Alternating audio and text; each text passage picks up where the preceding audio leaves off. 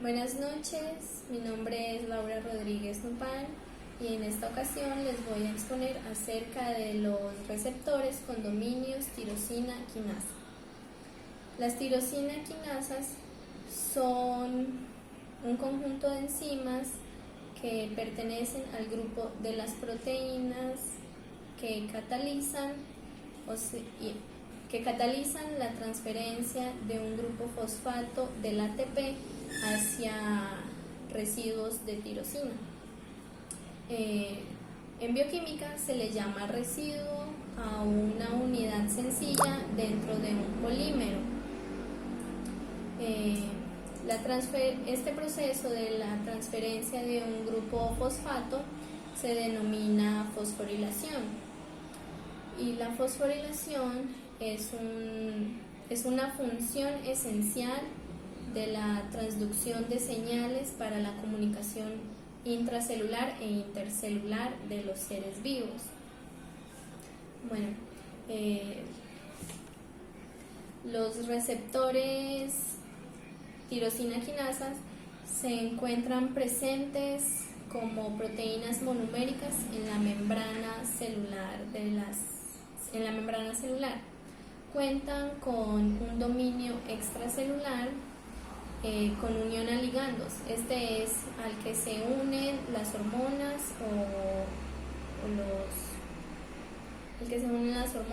o los mediadores químicos.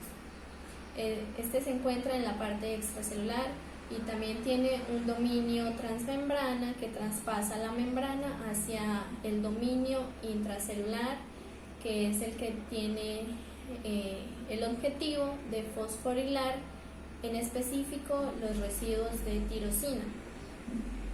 En el momento en que una hormona o un mediador químico comienza la etapa de reconocimiento con el receptor en la parte extracelular, se genera una dimerización, o sea, la unión de dos receptores cercanos que posteriormente produce una señal intracelular.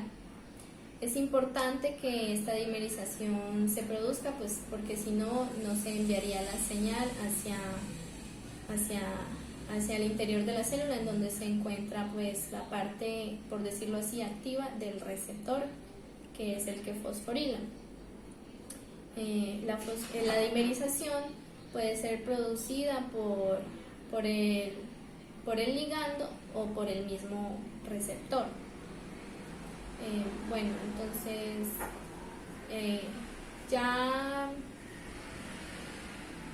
sabiendo la estructura de estos receptores, vamos a mencionar los dos tipos principales de receptores tirosina quinasas. El primero es el receptor tirosina quinasa con actividad intrínseca. Estos se llaman así debido a que tienen la capacidad de autofosforilarse. Un ejemplo de estos es el receptor de la insulina. El receptor de la insulina tiene una estructura un poco compleja y en ella pues cuenta con subunidades alfa que se encuentran pues en la parte extracelular y estas subunidades alfa se encargan de reconocer al ligando, que en este caso pues es la insulina. También tiene unas subunidades beta, las cuales se encuentran en el citosol y son las encargadas de la actividad enzimática quinasa, o sea, fosforilan principalmente y específicamente en residuos de tirosina.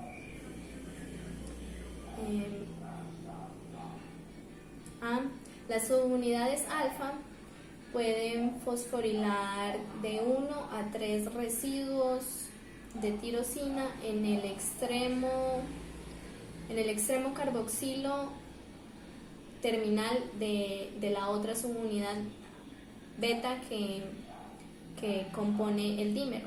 Por esto se dice pues que se causa una autofosforilación. no autofosforilación.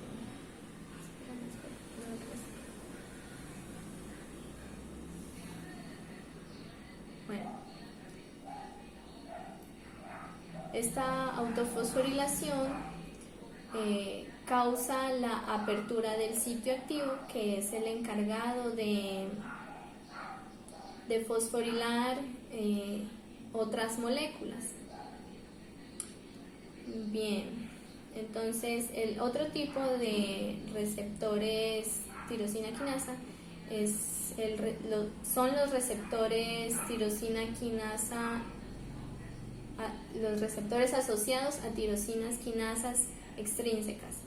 A diferencia de los receptores que tienen actividad intrínseca, estos receptores no se pueden fosforilar a sí mismos, por lo que dependen de tirosinas quinasas asociadas que se encuentran en el citosol.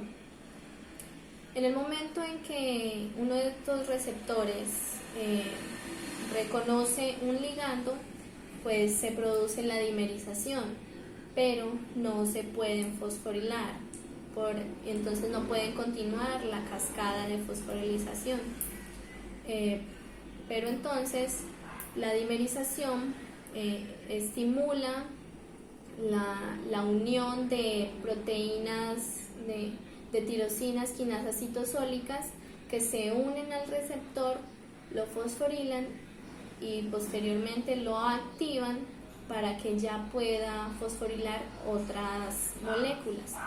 Este tipo de receptores más que todo lo utilizan las hormonas del crecimiento, la prolactina y la leptina.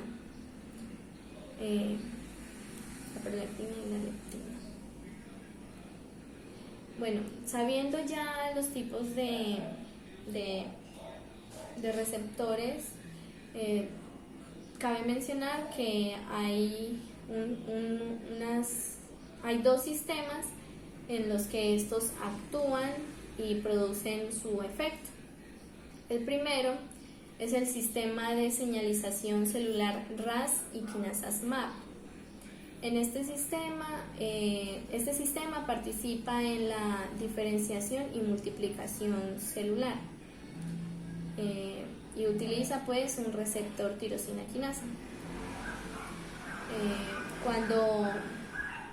Cuando el receptor se une a una hormona o a un mediador químico, produce una fosforilación dentro de el citoplasma, o sea, en la parte de los receptores en el citoplasma.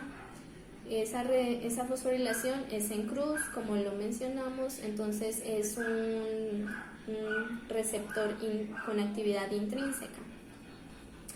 Entonces, a este receptor, esa fosforilación produce estimula a que proteínas con residuos sulfidrilos se unan y lo fosforilen. Una de estas proteínas puede ser la GRB. Esta GRB funciona como un tipo de adaptador o puente para que se una la proteína SOS. Después de que estas dos formen un complejo, este complejo se contacta con una proteína llamada RAS. La RAS se encuentra en la cara citoplasmática de la membrana celular y tiene una forma inactiva en la que está unida con GDP. Cuando la RAS se une al complejo, se activa y posteriormente el GTP se une y activa a la RAS para que produzca una serie de fosforilación en cascada de proteínas o quinasas MAP. Las MAP se fosforilan y se van activando en cadena, ¿no? Entonces la última de ellas, que es la ERK, puede tomar dos caminos. El primero de ellos es que puede dirigirse al interior del núcleo, en donde va a contactar con un gen para activar la diferenciación y multiplicación celular. El segundo es que se queda en el citosol, en donde estimula a otras proteínas quinasas que fosforilan proteínas efectoras, ya sea para estimularlas o inhibirlas. Por último, el otro sistema que utiliza este tipo de receptores tirosina quinasa es el sistema JAK-STAT, JAK-STAT. Este sistema se llama así porque tiene un receptor tirosina quinasa de tipo Janus. Este receptor, pues cuando entra en contacto con el mediador químico, pues fosforila los receptores en la parte citoplasmática y a ellos se unen una proteína también con desechos sulfidrilos, con residuos sulfidrilos, que es precisamente la proteína STAT, la STAT. Esta proteína se encarga de activar la transcripción y transducción celular. Esta proteína, como son dímeros, entonces hay dos proteínas unidas a los receptores, dos proteínas STAT. Estas proteínas se fosforilan y esa fosforilación causa que se dimericen, o sea, las dos proteínas se unen entre ellas y forman un dímero STAT. Este dímero se traslada hacia el interior del núcleo, en donde contacta con el gen activador de transcripción y traducción y pues lo activa.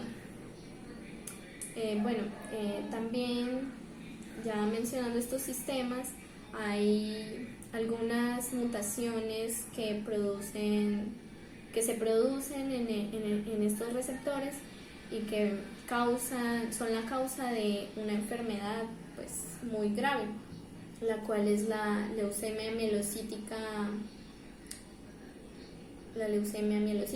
Esta leucemia se produce por una mutación en los genes 6 y 22. En estos genes intercambian la mitad de su cromosoma, entonces desencadenan la producción de una proteína que se llama GRB-ABL. Esta proteína es supremamente expansiva, o sea que entra directamente al núcleo y produce lo que les acabé de decir, la diferenciación celular, y una diferenciación celular muy exponencial, o sea, muy grande, por lo que pues causa esta enfermedad. Según esta enfermedad, ya se han hecho estudios, principalmente estudios farmacológicos, en los receptores de tirosina quinasa para contrarrestarla, y ya se han sacado varios medicamentos que inhiben y posteriormente le causan una lisis a esta proteína GRBABL, y entonces ya todo vuelve a la normalidad y para la diferenciación celular anormal. Muchas gracias.